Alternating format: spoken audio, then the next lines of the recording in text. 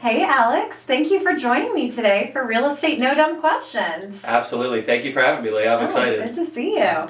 First, I'd like to start by asking you, what advice would you give to someone thinking about getting into real estate? That's a really good one because I don't think everybody has proper expectations for real estate getting into it. I see a lot of I forget the exact statistic, but it's something along the lines of like the top 20% of realtors do 80% of the production. Mm-hmm. And it's because there's so many other realtors out there that do maybe 1-2 deals a year, and it's like a side gig for them. It's a hobby for them. It's something, maybe they're an investor and they're doing their own deals, but I would audit yourself and see what it is you want out of real estate and kind of put together a business plan of what you want out of it before you go into it. Like if you're just going into it just to get a quick paycheck, you might as well just go get a quick, easy sales job somewhere else where you don't have to invest any money to get your license and start out. But I would say the number one piece of advice is to just know who you are, know what you want, and go in with the mindset of getting out of real estate what you want. Yeah, no, I love that. You might get this a lot from potential buyers. So in your opinion, what does a buyer's agent actually do? What does a buyer's agent actually do, or what they should do? What do they actually do? And then I'd love to hear what they should do as well. So there's been a lot of issues around like buyer broker compensation and around buyer agents, and really the root, from my understanding, it stemmed from like buyers feeling or sellers feeling like they got taken advantage of because they were paying the buyer agent compensation. And there was a lot of agents going around saying like, oh, if you work with me, the seller's going to pay the compensation, and then you're not going to have to worry about it. So then it gave a lot of buyers agents permission to kind of take their foot off the gas and just say, hey, all I need to do is open the door, put some signatures on a contract, maybe help you out with negotiations here and there, but they're just like glorified door openers and messengers. And I think those days are behind us because now you actually have to work for your money. Mm-hmm. But the approach that, like I said earlier, is like just these people are giving you trust to handle what could possibly be the largest purchase of their lifetime. This is a big deal for almost everybody that does a real estate transaction. Yeah. So why would I, or how could I, go into a transaction and not put my best foot forward, not know everything about the property, not know everything about what the seller's looking for, not know everything about the area, like what kind of potential issues could we run into later on down the road? Like, are there any kind of like red flags that I see when I walk in that could be an issue on inspection? It's like, why, how can I like go in there and expect you to pay me thousands of dollars for me to just open a door and put a couple signatures on a contract? Exactly. So much more to that. Yeah, no, I couldn't agree more. And while you brought up a home inspection, do you really need a home inspection in this market? I think it's case by case. Like when I bought my house, I didn't get a home inspection, but I totally renovated the entire house inside and out. So I didn't really care about what the inspection report was going to say because all of it was probably going to be replaced anyway. Yeah. I think it's very case by case. It's a home inspection definitely helps reveal some potential issues that you could run into down the road. It could also reveal some potential red flags of like, hey, like this is an issue that you're not going to see, because like when we do a home tour, like most of my buyers aren't going to go into the crawl space and see what's going on under there. They're not going to, a lot of them aren't going to get in the attic and see what's going on there, or on the roof for that matter. Mm-hmm. So to get a home inspection done, I think is wise in most cases. And when you have the ability to waive home inspections and get your offer a little bit more competitive, then take that and just know the risk associated with it, which a good agent will be able to walk you through. Can you give an example of someone who, in today's market, that you would say, I highly recommend that you get a home inspection? If you're buying a home and you don't necessarily you're not 100% certain, like for me with a construction background, I can go into a house and like for my house, I can see like, okay, what are potential issues? I have an idea in the back of my mind of ballpark of what that's going to cost. I mean, my father-in-law's a contractor too, so I have my finger on the pulse in that sense.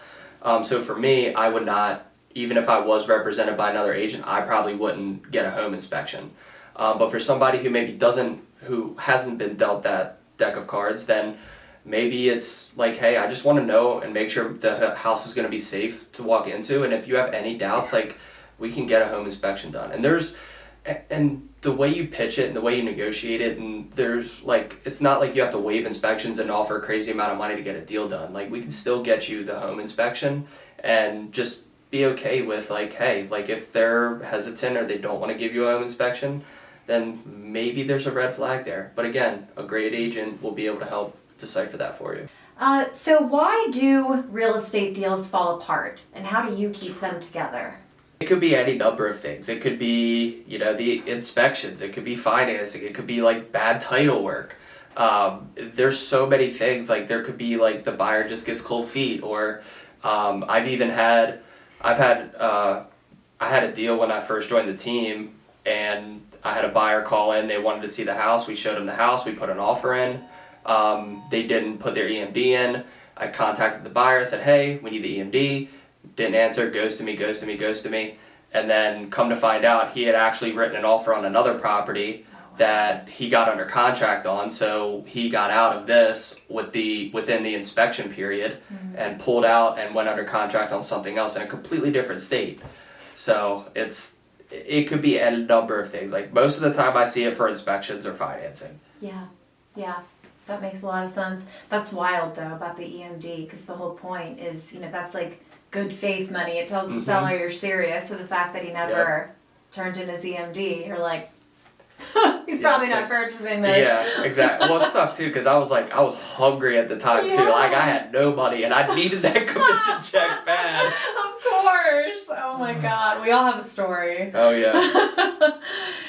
So what should a first-time home buyer know before they even start looking? Know what you're looking for and why. So, like, with a first-time buyer, why do you want to buy a house in the first place? Do you want to have a place to call your own? Do you want to have something to kind of start building equity in? Like, what do you want out of the purchase? And then, is this going to be a place that you see yourself staying forever? Like me, my house, I know that I'm going to sell my house probably within the next 5 years and move on to something else. My brother lives 7 minutes down the road from me. He's probably going to die in that house. I mean, he's 25. He loves that place. But knowing, like, kind of like what I always encourage, especially with my first time home buyers, is to like think about what the end looks like, and then let's reverse engineer for that. Are you handy? Do you have a construction background? Can you like fix this up and renovate it? And then get some money out of it when you go to sell. Like, it really depends on what your strategy is. I would say the first step is to talk with a realtor to kind of put you in contact with a great lender, great realtor, and then great title. And then from there, it's just, what's your plan? Here's how we get you to the next steps to make your plan a reality. I love it. So, like, a first-time home buyer doesn't necessarily need to be ready to buy today to start even talking to a realtor. And I'm talking with a buyer right now. They're probably not going to buy for another 2 years, but we're starting the conversation now. And it's because we're putting all their ducks in a row. We're being really strategic about it. It's never too soon to start. So that's something I wish more first-time home buyers knew, because I feel like a lot of people feel if they start talking to a realtor before they're actually ready to buy, that realtor is just going to push them and sell them, and first of all, that's not a good realtor. Second, in my opinion, but secondly, they're more than that. They're more than someone who's just trying to get you to purchase. They're going to be like a guide. They're going to be a mentor to you. They're, I mean, you know this better than anyone, but I feel I wish personally for me more people knew that and didn't necessarily think that they have to be ready right now to start talking to somebody. I think that there's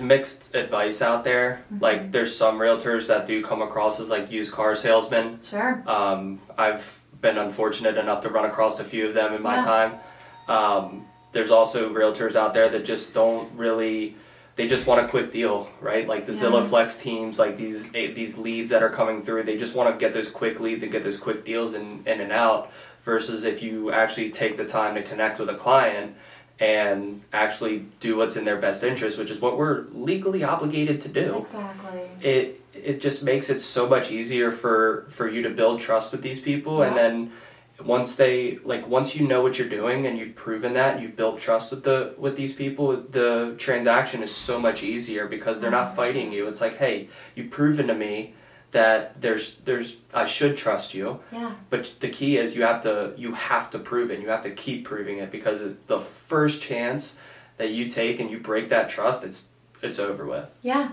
100%. I know for me, like, I hate the salesy approach. So if it was a realtor with me, like, when are we doing this? Are you ready yet? Are you ready yet? And I'm the kind of person that would be like, I don't want to talk to you anymore, because I feel, you know, like, Absolutely. I don't like the salesy approach. I want the approach of, and that's the approach I've taken, or not the approach I've taken. That's the last 2 realtors I've worked with on my own purchases. Like, neither of them were that pushy. It was a, hey, whenever you're ready, but something to keep in mind, you know, if you want to consider a grant loan of some kind, like, this is the timeline we'd be looking at. Again, being a guide and a friend versus, are you ready yet? Because I need to make money. Yeah. When you breathe that commission breath on somebody, it's the most off-putting thing. 100%. I could not agree more. So what's one real estate myth that you wish people would stop believing? Marry the house, date the rate. Oh, that's a good one. Why do you say that? I hate it. Well, especially today with where the rates are. I guess that makes sense. But tell me. I hate it. And the reason I hate it is because, one, we have no control over when and how interest rates are going to drop. Yeah. So you're going to hinge your entire future on this biggest purchase ever on what you can, on affording this higher payment. And then what if it gets away from you? And it's like, to me, that's just bad advice. I think that, you know, we as a good realtor, like, look over all of the options. Like, I have a buyer right now that she's pre-approved to buy. Her pre-approval isn't where she wants it to be, but we're renting for a year, and that's okay. Like, I don't need to sell you a house right now. I need to sell you a house when you're ready to sell a house and you're comfortable with buying that house. It's not like, if you need to rent for a little bit, that's okay. Like, that's what renting is for. Yeah. And if you're buying it, like, you should buy and then refinance later as a bonus. It's not like the reason to buy, because, like, oh, I expect rates to come down, because by that logic, like, all of those people that married the house, dated the rate in COVID, and the rates didn't come down, like, when the rates started to creep up a little bit, everybody thought the rates were going to come down, and they never did. So then you're stuck holding the bag and you have no control over it. So control the controllables and everything will be fine. I like it. I've never heard that take before, but that makes a lot of sense. How do you determine the right listing price for a home, and how often will you reassess it? When I go in for a listing appointment, there's three different ways to price a home. We can, like, overprice the home, like, hey, I don't need to sell anytime soon. I'm looking for that needle in a haystack buyer. I just want to get, like, an insane amount of money. That's like this really high price here. Then we have market value, which is where we're going to price the home probably 80 to 90% of the time. That's where perceived market value is based on comparables, what's trading in the area, and then we actually take it a step further and actually look at, like, days on market to see how fast homes are trading for, and if they're trading above ask, at ask, and so on and so forth. Then we can do like event pricing. And event pricing is where we price it under market value to create an event and to create a lot of excitement and garnish a lot of interest up front. It's likely going to result in a bidding war, but you also have the risk of, like, hey, if we price it down here, we might not get to that price that you want because we're pricing it so low. So 3 different pricing models there. I like to do what's called a review preview with my clients. This is with my buyer clients, seller clients, pipeline clients, like buyers we're actually showing houses, buyers we're under contract with. And basically, like, once a week, usually on Thursday or Friday, it's a quick text or an email, like, hey, this is what we've done this week, this is where we're at, and then this is where our plan is for the following week.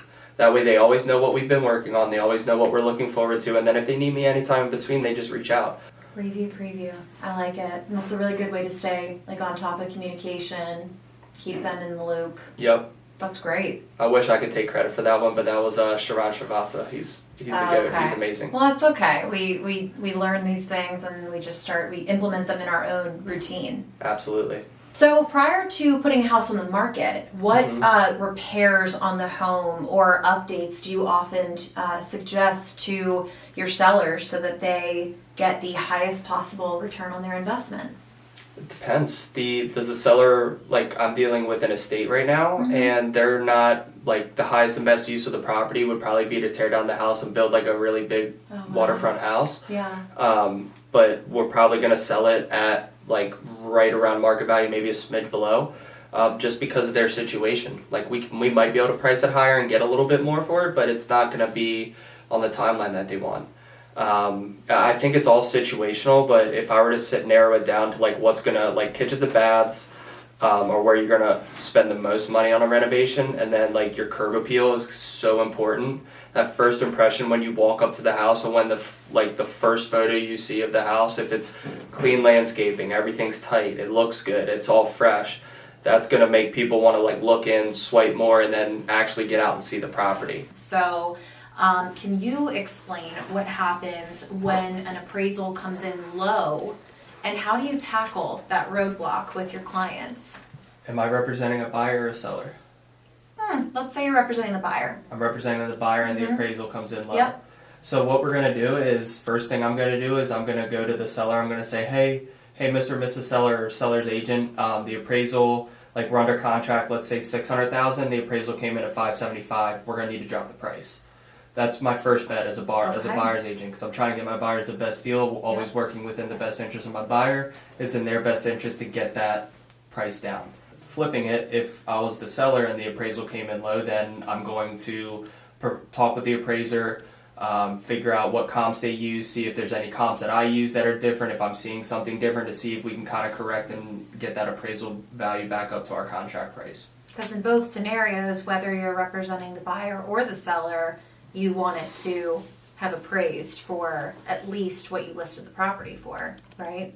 I mean, it depends. Like if there's an appraisal waiver, then I don't have to really, Exactly. or if the buyer's waiving the appraisal, then I'm good.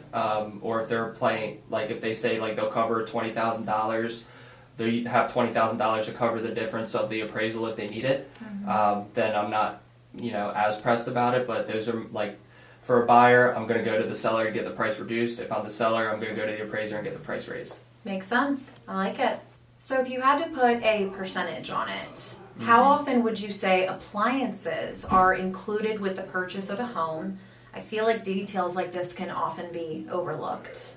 I'd say 99% of the time, appliances are always included. The one set of appliances that are like kind of on the fence is like a washer dryer. But before showings, in the MLS, if the listing's in the MLS, the disclosures are always uploaded, which also includes what's included, what's not included. So before we go look at a house, I pull that, look at what's included, what's not included. If the appliances are not included for some reason, then I usually like to reach out to the agent and say, hey, I'm looking through the disclosures. I see that you guys aren't including the appliances in here. Is that just a typo, or are you guys actually not including the appliances? And just because it comes up almost all the time. Buyer's like, hey, does the stove come with it? Yeah. Well, I don't know. Yeah. Well, check the disclosures. It's something simple that you can do to, like, that's like the difference between like somebody who's just opening doors and somebody who's actually serving their clients, because you need to know these little details. Exactly. And having the forethought to think of it on behalf of your clients. 100%. But generally speaking, it sounds like most of the time, Almost all the time. the refrigerator's going to be included with the sale. I did have one seller in, I had a client over right here in downtown Annapolis, actually. They had a really nice stove, and they just bought it for the house to sell it. And we didn't check it off because they were like, well, we want to take it with us to our next house, because they were building a really big house. And then we got it under contract. The buyer didn't check it off that they wanted it included. And we got through inspections, and they had taken the stove out before inspection. They're like, hey, the stove's not in here. I was like, well, it's not checked off. We didn't say that we were going to leave the stove. Well, the buyers were gonna roll out of the contract, so we ended up coming to an agreement. They didn't get that stove, but they got a stove. Oh, okay. So we made it work. You and made it work. It was all good. Alex, thank you so much for joining me today. This was such a great conversation, and I really appreciated all of your insight. Thank you so much for having me. This has been a blast, and I can't wait to see it.